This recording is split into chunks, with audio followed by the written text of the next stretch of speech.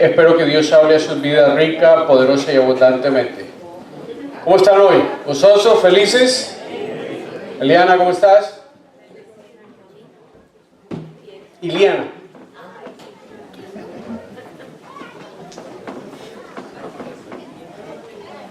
Todos sean bienvenidos, siéntanse bienvenidos. Vamos a abrir nuestras Biblias en la epístola a Santiago, capítulo 1. Santiago, capítulo 1, versículos 12 al 15. Pongámonos de pie para leer la palabra del Señor.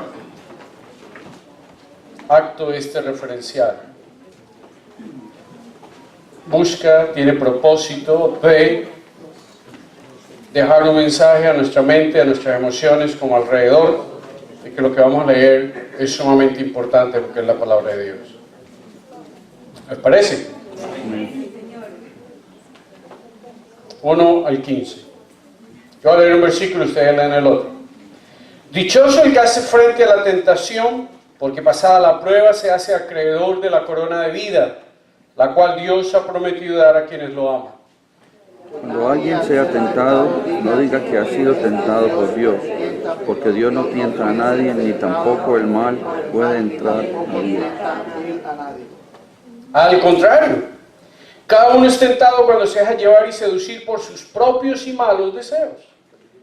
El fruto de estos malos deseos, una vez concebidos, es el pecado, y el fruto del pecado, una vez cometido, es la muerte. Eterno Dios, aquí estamos. Necesitamos oír tu voz. Háblanos y permite que no solamente escuchemos, pero que la dinámica de tu Espíritu sea manifestándose poderosamente en nuestras mentes y corazones de tal forma, de tal manera, oh Dios, que tu palabra afecte nuestra mente, nuestro corazón, nuestra vida, nuestras prácticas y nuestro vocabulario también, como todos los aspectos de la vida. Gracias por tu palabra, por la obra poderosa del Espíritu, y pedimos que permitas que tu Espíritu se manifieste rica, abundante y poderosamente en nuestras vidas, para que nos guíe y nos enseñe a conocer, amar y a bendecir aún más a Jesús, en Cristo Jesús. Amén. Pueden sentarse, mis hermanos.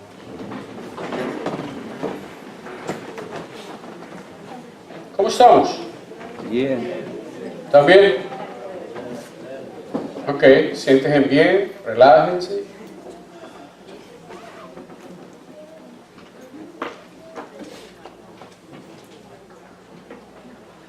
Hoy el texto que nos corresponde exponer es la tentación.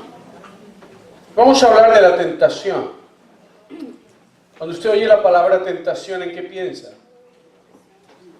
¿Alguno de ustedes me puede decir qué piensa cuando oye la palabra tentación? Peligro. Peligro, muy bien. ¿Qué otra expresión, concepto viene a su mente cuando oye la palabra tentación? Prueba. Prueba. Ok. Ahora le voy a hacer una pregunta más. Cuando usted oye la palabra tentación, ¿ustedes piensan inmediatamente en pecado? ¿Sí? Ok. Pues vamos a mirar a ver cómo va esa definición, tentación y pecado. ¿Hasta qué punto tienen o caminan juntas o no caminan juntas? La tentación. Primero, el apóstol empezó diciéndonos en los primeros dos versículos, sobre todo en el versículo 2, al inicio de la carta de Santiago, dice: hermanos míos, considérense muy dichosos cuando estén pasando por diversas pruebas. Y dijimos en esa introducción que como posible uno se va a sentir feliz cuando pasa, o gozoso cuando pasa por dificultades. ¿Se acuerdan? Eso lo dijimos el año pasado, porque el año pasado empezamos a trabajar la epístola de Santiago. Ahora bien, ahora el apóstol nos dice más o menos lo mismo, pero hay una pequeña variante. Dice: dichoso el que hace frente a la tentación. ¿Cómo dice la versión 60 de ustedes? ¿Bienaventurado qué? ¿El que qué? El que aguanta, soporta o vence la tentación. ¿Sí o no? Sí. Entonces, al principio simplemente dice, siéntense y considérense bienaventurados cuando pasen por diversas pruebas.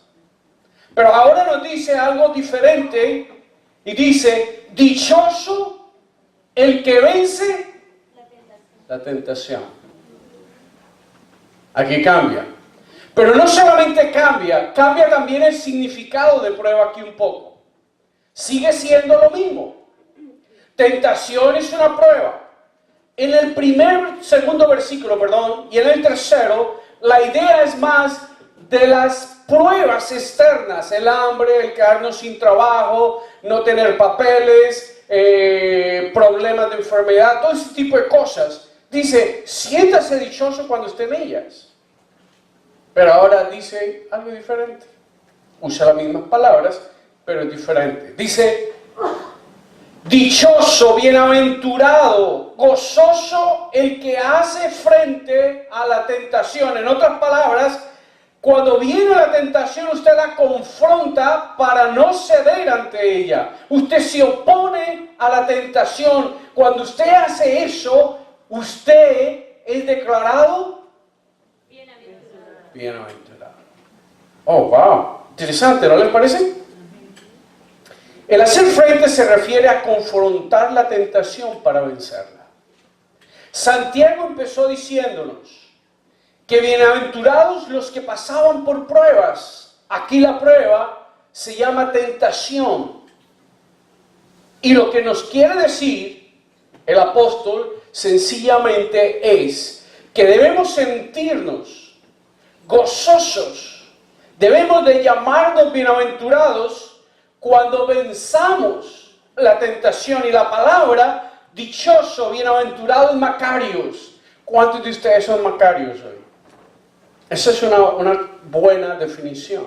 Usted y yo debemos sentirnos gozosos y felices cuando la tentación viene y la vencemos.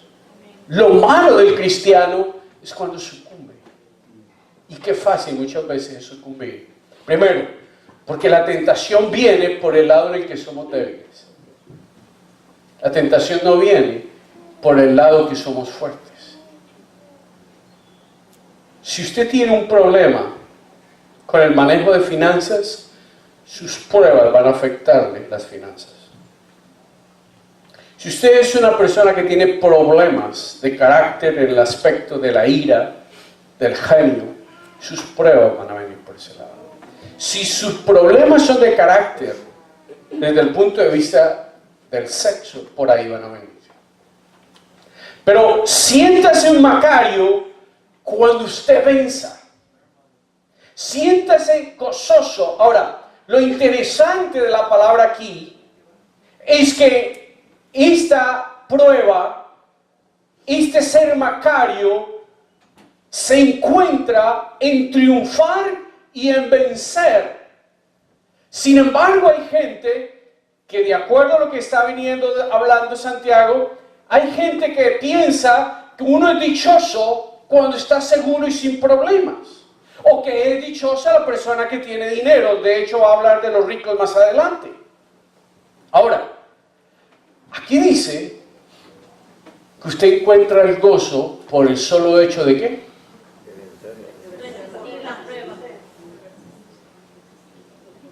¿Qué tan difícil es encontrar el gozo en la vida? No sé si están conectando con lo que les estoy diciendo. Cuando usted y yo estamos pasando por dificultades, dinero y todo este tipo de cosas, falta de trabajo, eso es una prueba, pero es externa. Y el hecho de que usted esté allí es una oportunidad para confiar, esperar en el Señor, para no desanimarte, sino confiar plenamente en el Señor. Pero dice que por el solo hecho de estar ahí, usted debe sentirse bienaventurado. Pero ahora dice que cuando usted confronta la tentación, Para vencer, cuando usted vence, usted es una persona gozosa y feliz. Piense, medite en este momento cuántas veces usted ha sido tentado y ha vencido y se ha sentido la persona más maravillosa, más gozosa y más alegre del mundo. ¿Se acuerda que parece a Tarzán? Nos provoca coger y decir, ¡ah! ¿Sí o no? Nos sentimos felices de que pudimos vencer, de que salimos adelante. Pero ¿cómo se siente y cómo nos sentimos cuando sucumbimos al pecado, a la tentación? Nos sentimos desastrosos, terrible, agobiados, angustiados. Nos ponemos de acuerdo al día. Si el día es oscuro, nos ponemos que nos morimos. Nos sentimos desmayar. Nos parece que la vida no tiene sentido. Pero qué diferente es cuando usted vence en medio de la tentación. Cuando usted vence la tentación, usted se sienta con ánimo de que me echen el otro. Quiero agarrar al otro también de los cachos y dominarlo y controlarlo. ¿Sí o no? Amén. Porque hemos vencido la tentación.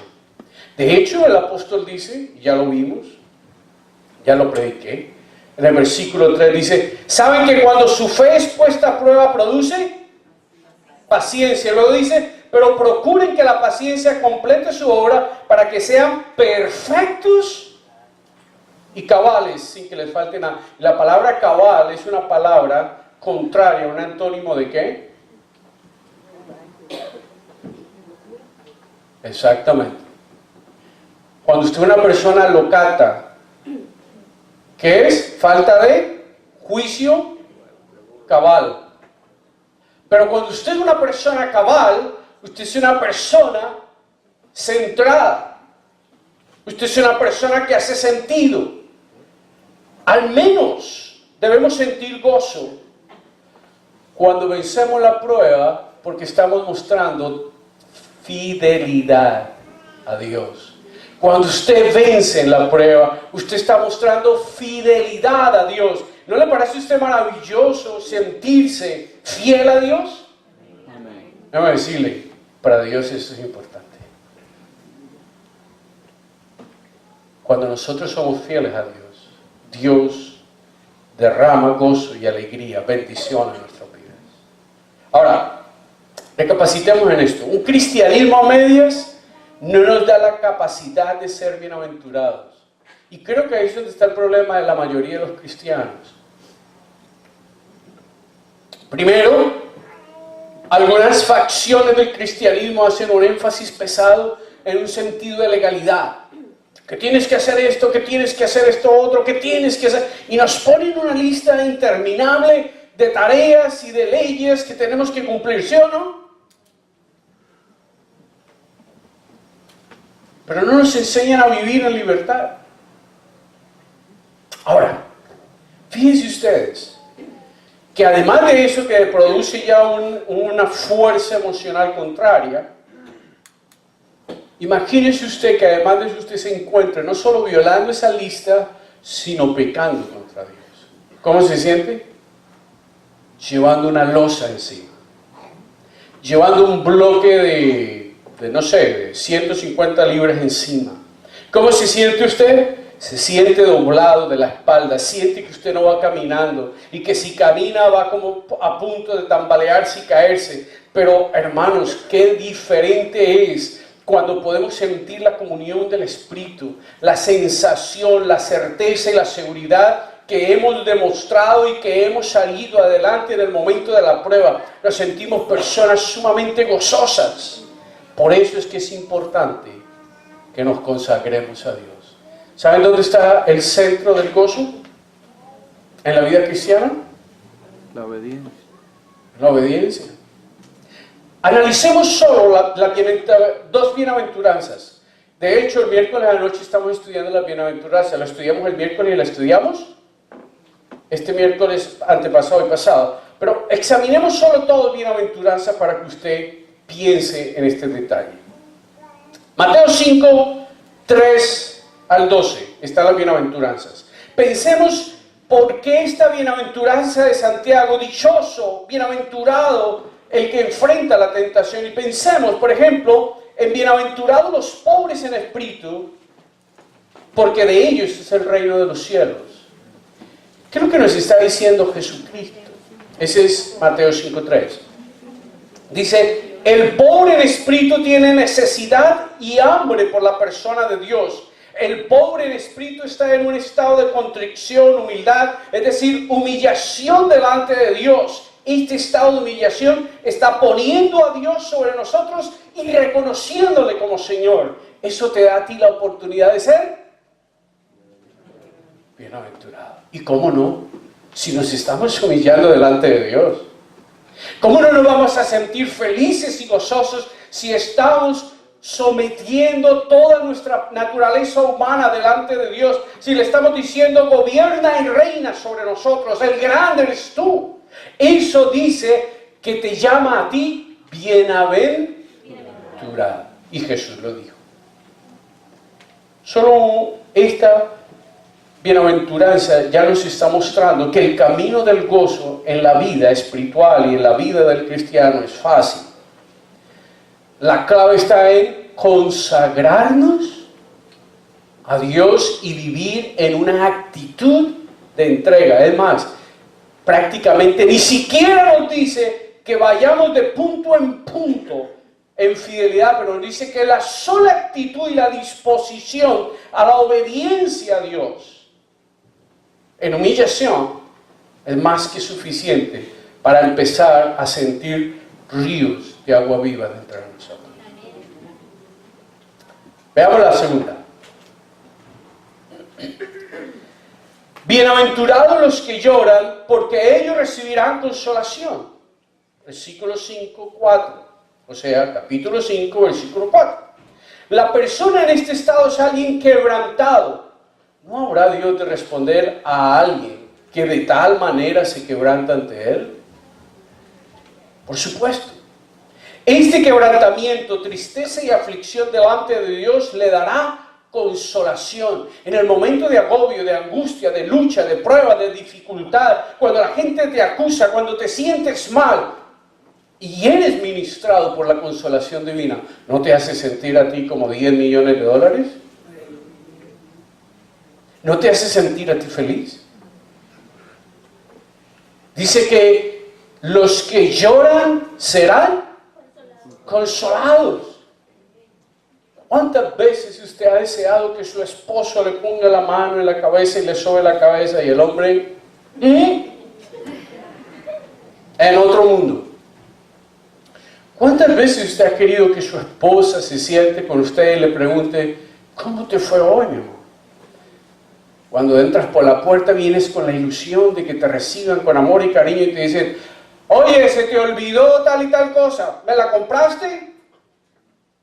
Vaya y tráigame los plátanos allá a la tienda que no tengo plátanos para la comida. El hombre no tenía ningún interés de oír de plátanos, ni de que se le olvidó hacer esto, ni que si le cambió el aceite al carro, de que si fue y depositó la plata en el bar. Él no tenía deseo de vivir eso. Quería solamente que los labios de su esposa brotaran palabras de comprensión y le dijeran, ¿cómo te fue hoy?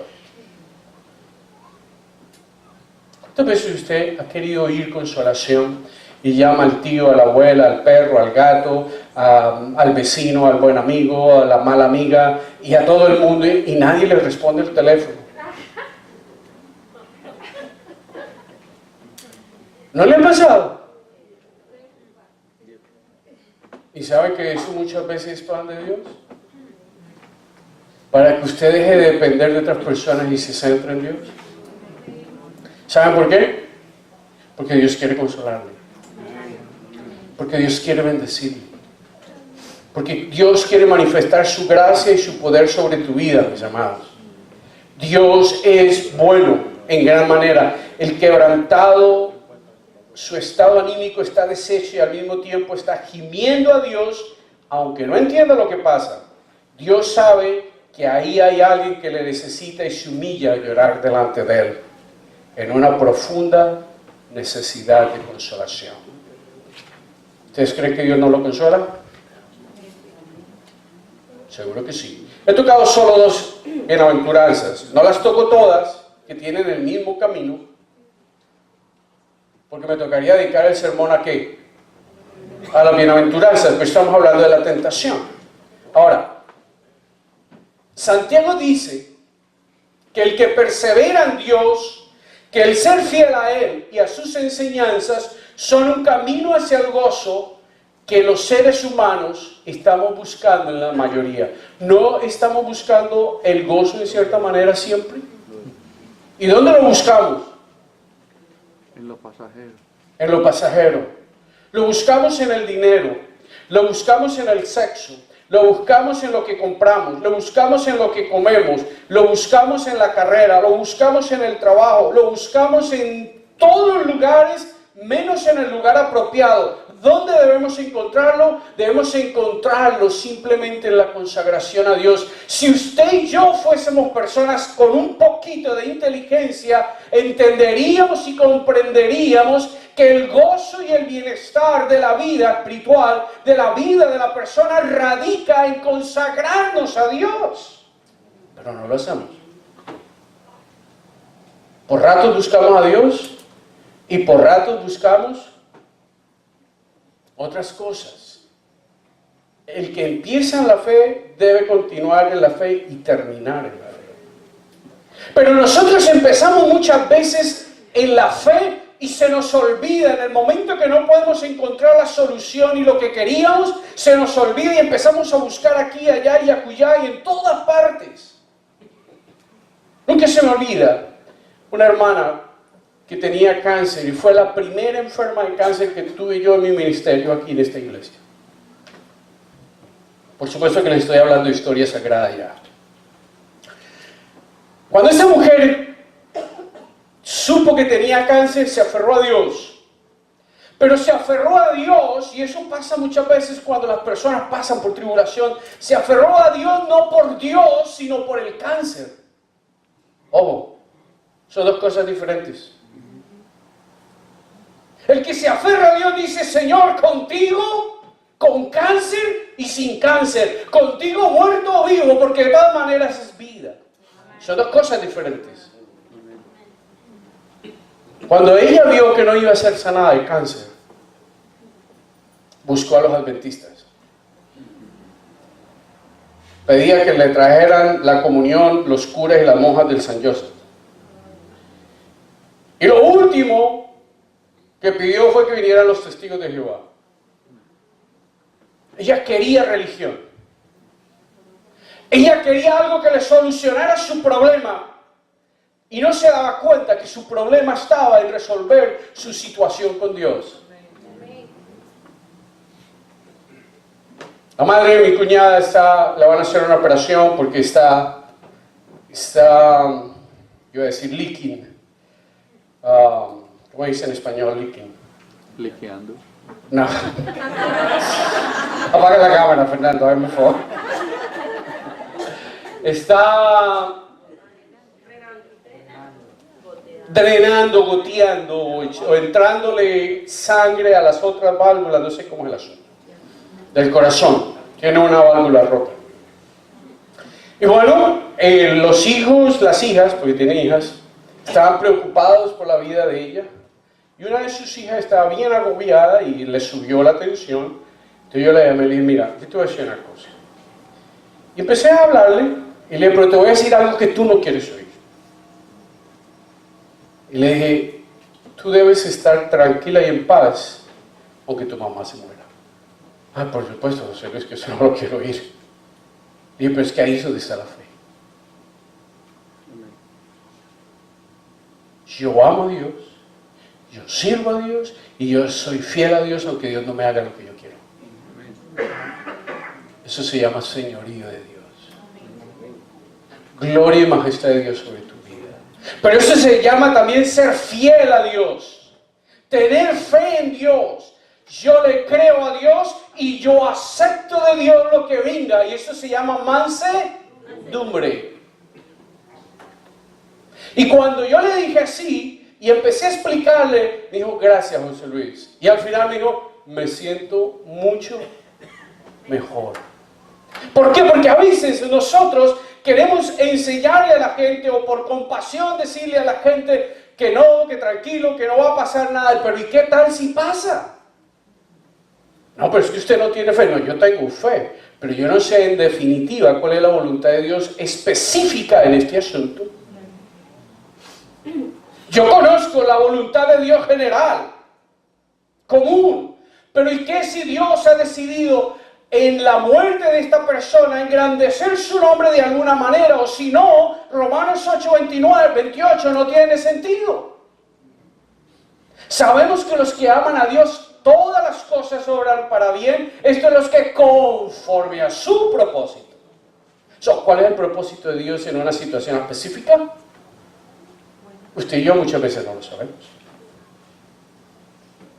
¿Sí o no? Entonces, mis amados, ¿cuál será entonces la acción de Dios como parte de nuestra dedicación? Darnos la corona de vida. Ciertamente, este no es un asunto baladí. Este no es un asunto sin importancia. ¿Qué es la corona de vida? Parece que era una palabra como los colombianos. Hoy usted sabe que alguien es colombiano cuando dice tenaz. Ya, este es colombiano. Porque usábamos la palabra tenaz hasta para el desayuno y el almuerzo y la comida. ¿Cómo te va? Uy, estoy pasando por una crisis tenaz. ¿Cierto? ¿Cuál sería el de los dominicanos? ¿Cuál sería el de los salvadoreños? Ahora, esa era una expresión idiomática del primer siglo. Y no habla, y lo vemos realmente en la iglesia de Esmirna, Apocalipsis 2:10. Pero no hace referencia a un emblema de realeza, la corona de vida, sino del más alto gozo y alegría de gloria e inmortalidad. Cuando dice que nos da la corona de vida, ¿qué dice? No está diciendo que nos está declarando reyes. Eso tenemos que buscarlo en Primera de Pedro 2:9, ¿no? Está diciendo que corona de vida es, y repito, el más alto gozo y alegría, gloria e inmortalidad. Cuando dice que nos dará la corona de la vida, que está diciendo que nos está elevando a un lugar de satisfacción, de profundo gozo, de gloria, nos está permitiendo compartir la realidad de Dios. ¿No les parece a ustedes maravilloso? Por el solo hecho de ser, ¿qué? Fieles, venciendo la tentación. ¿Creen ustedes que tenemos razones para pararnos firmes a la tentación? Amén. Déjenme hacer una nota teológica. Una cosa que no podemos declarar es que el pecado y la tentación son eternos, como Dios. ¿Ustedes saben que usted puede vivir sin pecado por el solo hecho de creer en Jesucristo? ¿Ustedes creen eso? ¿Ustedes creen eso? Yo no lo veo convencido, no. Miren, cuando Jesús murió en la cruz del Calvario, primero pagó por tus deudas y nos puso en paz con Dios. Cuando Jesús resucita, pone patas arriba el orden satánico, el sistema, el mundo, y nos da la victoria sobre la muerte y nos da la vida eterna. Pero con ello nos da la capacidad de ser personas libres. El hielo está cayendo. Totalmente, sí, no se asusten, que ya los espantos se fueron. Amados, cuando usted y yo venimos a Jesucristo, tenemos la oportunidad por primera vez usar la expresión libre albedrío. El único que tenía libre albedrío fue Adán y Eva, y mira dónde terminaron. Y de ahí en adelante todos somos generación pecaminosa, por herencia, y legalmente desde la perspectiva espiritual somos una descendencia pecaminosa, pero es en Cristo que somos declarados nueva criatura, libres de pecado, libres de injusticia, o sea, justos y con la capacidad de escoger siempre el bien.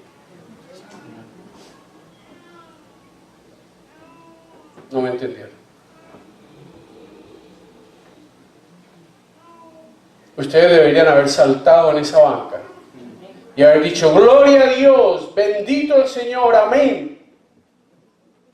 Ustedes saben lo que es poder vivir sin pecado. Y no estoy hablando de legalismo. Yo sé cuán humanos somos.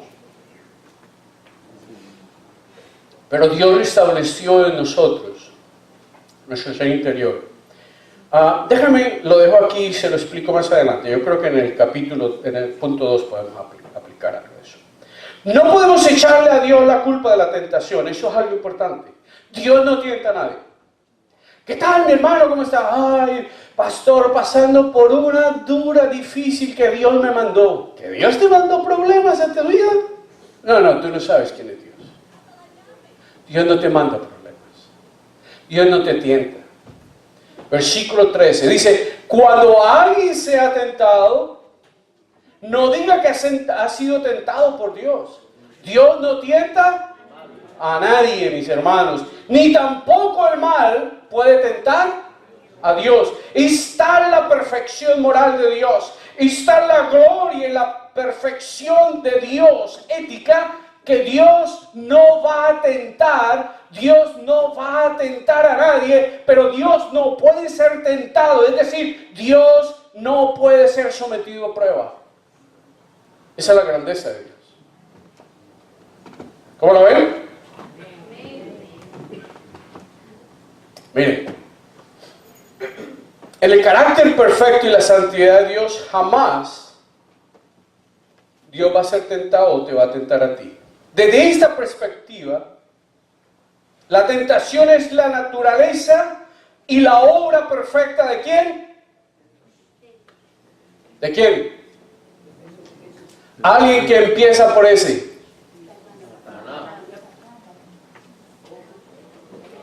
¿Se acuerdan cuando Satanás en Job llega delante de Dios? Le dice, óyeme, ¿has visto a Job? Y empieza a ponerle cuestiones a Job delante de Dios y Dios le dice, ahí está, sacúdelo.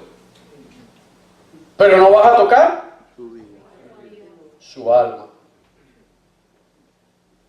Tenemos dos fuentes de tentación, nuestra naturaleza caída, y aquí podemos hablar de lo que les estaba diciendo, que aún batalla en nosotros, y Satanás el tentador. Hay dos fuentes básicas.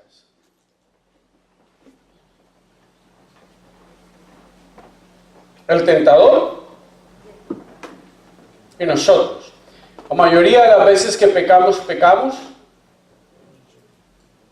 nosotros. No, fue que la mujer que tengo. Esa mujer no fue la que te hizo caer. Es lo que hay dentro de ti. No, ese marido que me dio, ese no fue. Fuiste tú. Usted y yo tenemos responsabilidad.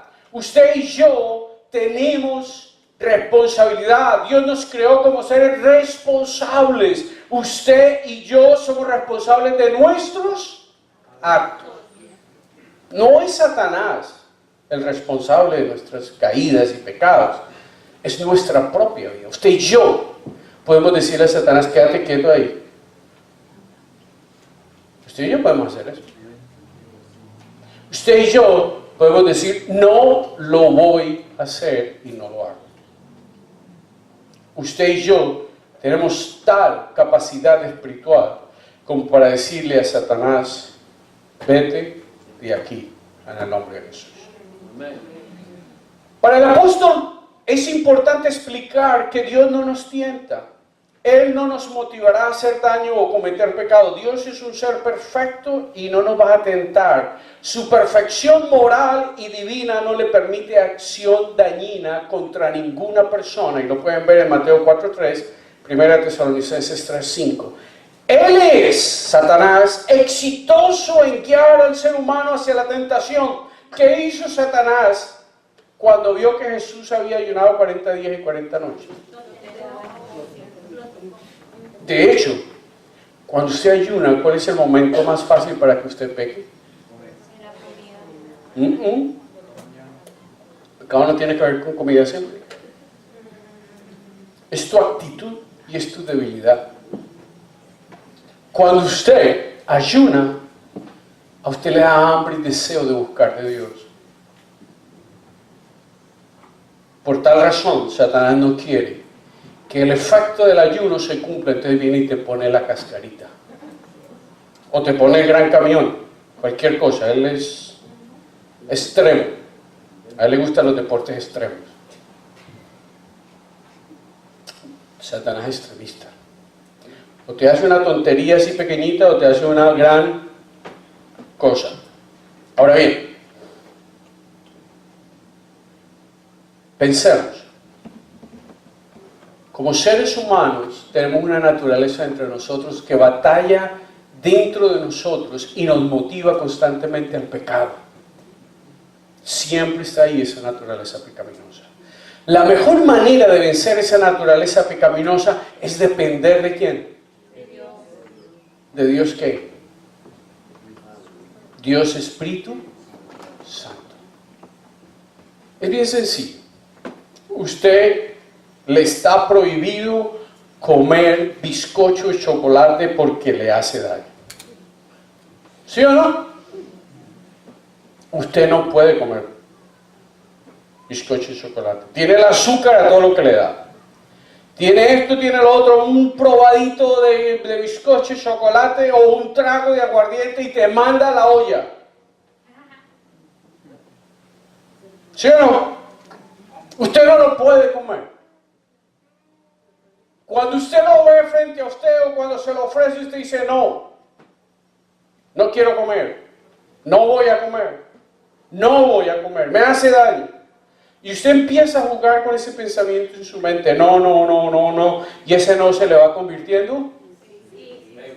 Cuando usted menos se da cuenta,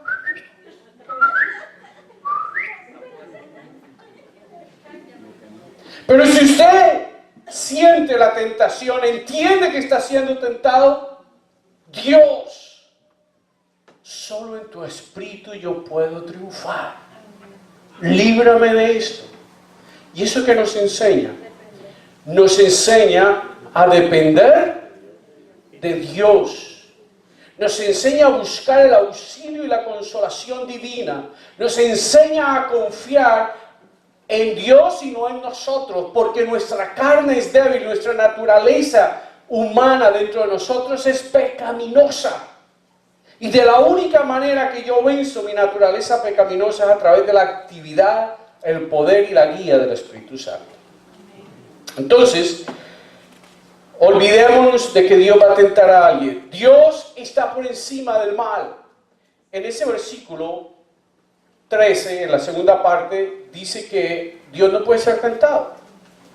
Dentro del tema del carácter de Dios, su santidad le hace no tener contacto con el pecado y le pone por encima del pecado. La tentación es una incitación al pecado, como vimos anteriormente. ¿Cómo Dios te va a incitar al pecado? Si Dios es santo. ¿Hay alguna manera que Dios quiera tentarte? No. Eso es parte de la teología católica, donde dice que Dios nos manda pruebas. Dios no te manda. Permite que es otra cosa. Pero Dios no te manda pruebas. ¿Sabe por qué no? La tentación no puede tocar a Dios porque Dios no tiene relación alguna con el pecado o la maldad. Por otro lado, Dios no puede ser seducido por la tentación. Si Dios fuese seducido por la tentación, no sería inmutable. ¿Sería qué? Imperfecto.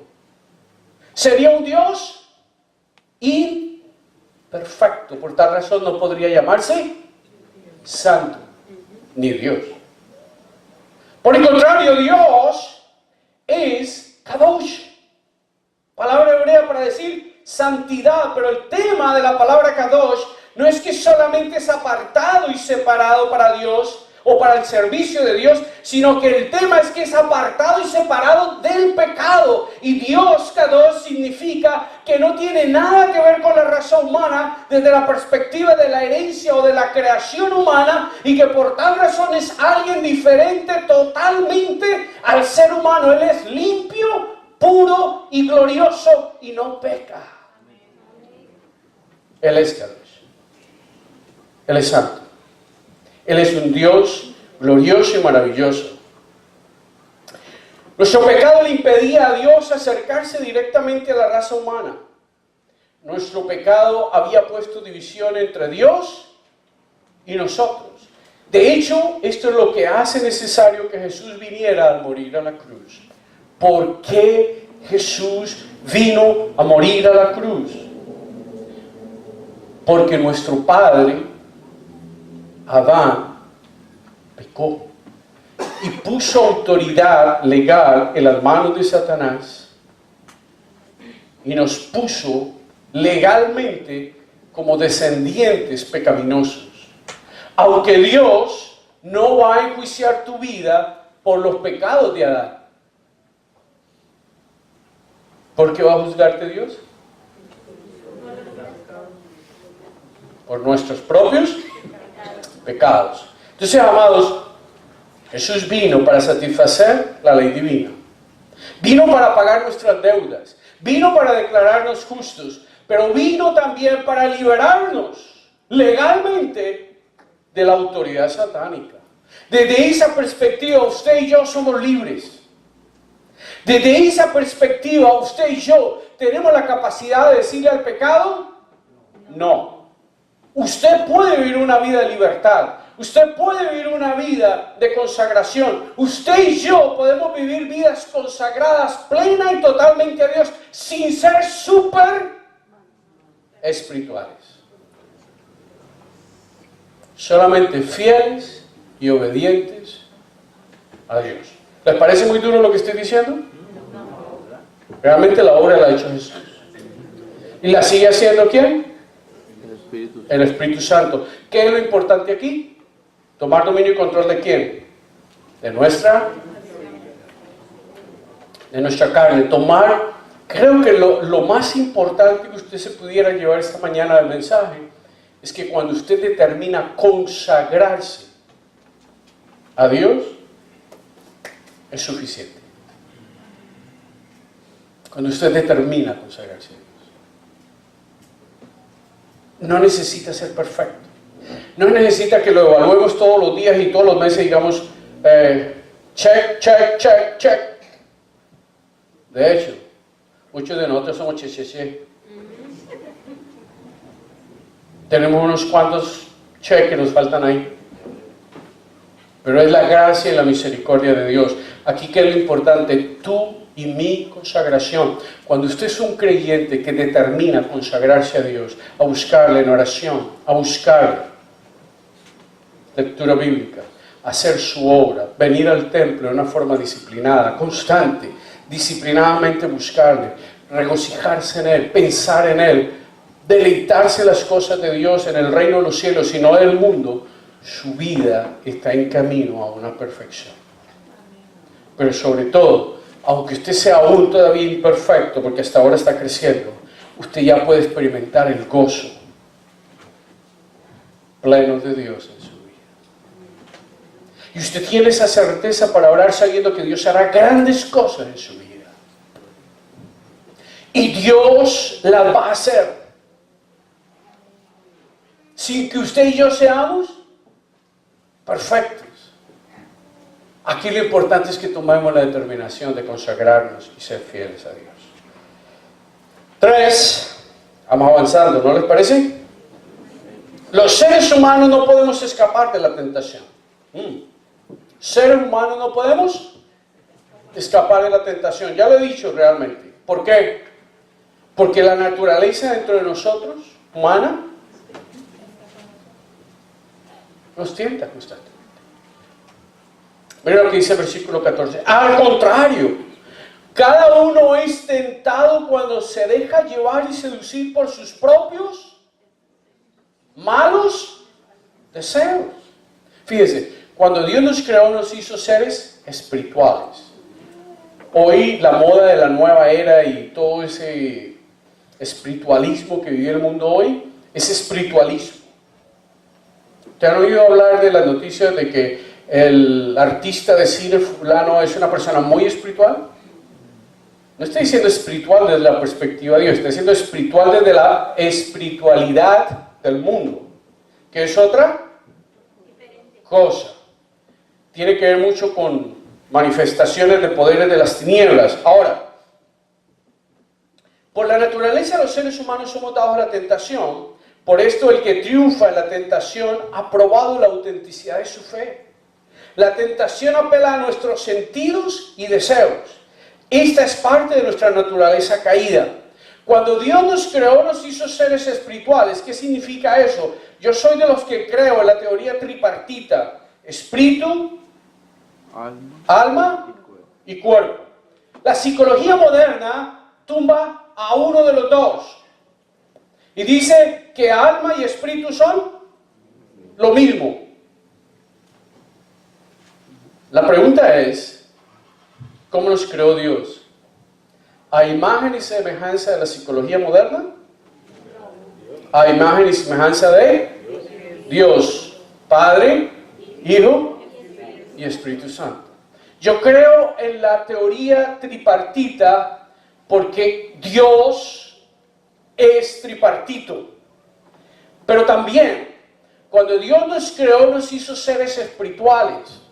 Seres espirituales significa que el Espíritu Santo se comunicaba con nosotros a través del Espíritu nuestro. Con la caída, esto cambia. Y ahora ya no somos seres espirituales, sino somos seres almáticos. ¿Qué significa eso? Emociones y pensamientos controlan y manejan nuestra vida. Cuando el diablo te quiere hacer pecar, ¿qué usa en ti? Emociones o pensamientos. O pensamientos y emociones. Y está usted contento y feliz almorzando con su familia y de momento salió la ranchera que siempre oye o la canción de cuando su mamá era niño y ¿qué le pasó? Las emociones atacaron tu vida. ¿Sí o no? Te atacaron. Pero no solo eso, usted empieza a sentirse miserable, empieza a sentirse mal y empieza a sentirse decaído. ¿Por qué? Porque tus emociones te están manejando. Cuando Jesús viene, ¿qué es lo que hace? Le da la vuelta al tema y levanta la vida del Espíritu. Y por eso nos da su Espíritu. El Espíritu Santo vive dentro de la vida de las personas que conocen a Jesús. Usted y yo somos seres espirituales. Usted y yo nos comunicamos con Dios. Usted y yo necesitamos por obligación vivir vidas espirituales. De lo contrario nos debilitamos espiritualmente y la naturaleza caída se levanta y dice: aquí mando yo. Si usted quiere analizar, espero que no lo hagas, la vida de la iglesia, usted tiene que analizarla dentro de esa categoría. O esta gente es vida espiritual o es vida almática. Usted no se da cuenta que siempre dice: yo quiero, pero es que yo quiero y no puedo. ¿Se han dado cuenta de eso? Yo quiero hacer esto, pero dice Pablo, resultamos haciendo. ¿Por qué? Porque esa es la naturaleza caída. Pero la vida en el Espíritu es totalmente contraria. La vida en el Espíritu no es yo quiero, sino Señor, aquí estoy delante de ti humillado porque no puedo. Y viene el Espíritu Santo y te levanta a conquistar alturas en tu vida. Alturas espirituales. Entonces, amados, en este tercer punto, los seres humanos no podemos escapar a la tentación. Es sencillo, no podemos escapar porque la naturaleza caída está todavía dentro de nosotros. Dios no nos la quitó, ahí está. La meta tuya y mía es tomar esa naturaleza caída y hacerle y mantenerla ahorcada. Porque tú no puedes vivir, tú tienes que estar muerta. La única vida que debe vivir mí es la vida del Espíritu. 4. Cuando la tentación cambia de nombre. O mejor, cuando la tentación cambia de nombre. Versículo 15. El fruto de estos malos deseos, una vez concebidos, es el pecado. O sea, cuando la tentación viene, hasta ahora es tentación. Si yo la confronto, ¿qué hago? Triunfo y me siento... ¿Sí o no? Pero si peco, me siento... caído, miserable. Me siento que no sirvo, que no puedo. En ese momento es porque ya no es tentación, sino es pecado. Entonces, la tentación deja de ser prueba al ceder a ella, convirtiéndose en pecado. Esta acarrea muerte en la vida de la persona. Fíjense, es tal la situación del pecado en la vida de una persona que si esa persona es cristiana y se deja controlar por la carne, aunque sea salva, vive una vida miserable. Como si no fuera. Esa persona no tiene el gozo de vivir espiritualmente. Por el contrario, es una acusación constante. Pero pensemos que lo que está diciendo el apóstol Pablo no es un pecadillo, como dicen los españoles, un pecadillo, o muchos pecadillos, sino es una vida sistemática de pecado. Cuando usted vive una vida controlada por la carne, usted, créame que usted no es gozoso. Tiene sus momentos de felicidad, pero la felicidad no vale. ¿Por qué? Porque es circunstancial. Circunstancial, momentánea. El gozo es constante y puede serlo, mientras te mantengas en libertad espiritual. Amados, yo no sé cómo les está cayendo a ustedes este mensaje, pero créanme que el mensaje de hoy es un mensaje que puede traer no solo libertad a su vida, sino enseñarles secretos para vivir una vida llena de gozo y de paz. Pero tómala, guárdala, almacénala en tu corazón y sé libre. Decide consagrarte a Dios. El apóstol usa la figura de concebir y dar a luz. ¿A qué se refiere? Cuando la tentación cumple su fin, hacernos caer, ya no se llama tentación, ahora es pecado. Nos sedujo y nos doblegó la voluntad. ¿Por qué? Porque la tentación tiene la capacidad de penetrar nuestro interior y sacudirnos con sentimientos y emociones a través de los sentidos que entran en la lucha contra nuestra voluntad. Por lo general, ¿cómo empieza el pecado en tu vida? Con un pensamiento. ¿Sí o no? Y ese pensamiento desata un sentimiento. Y usted empieza a sentirse miserable. Y eso lo vemos en los matrimonios todos los días hasta ahora. Esta vieja no me quiere. Si me quisiera no me diría esto y no me haría esto. Y la otra está actuando conforme a su propia naturaleza. Y muy posiblemente no tenga la intención ni de hacerte daño ni de maltratarte, pero es que esa es la manera salvaje de ser.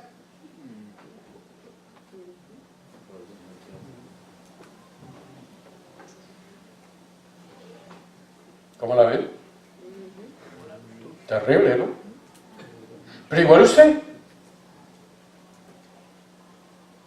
usted obra de tal manera que hace sentir mal a su esposa.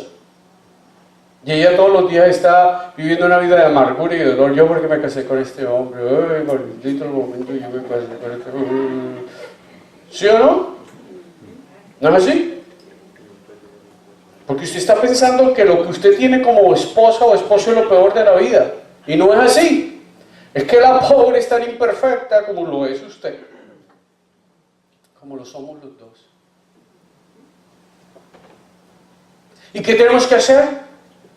Cada uno luchar con nuestra propia naturaleza para someterla totalmente a Dios. Consagrarnos a Dios. Que nos enseñe Dios a amar a ese esposo. Que nos enseñe Dios a amar a esa esposa. Que nos enseñe Dios a amar a sus hijos. La mayoría de las veces nuestro amor dedicado y consagrado y sublime a nuestros hijos, ¿qué hace? Daño. Porque no sabemos amar. Ups. ¿Me paré en algún callo?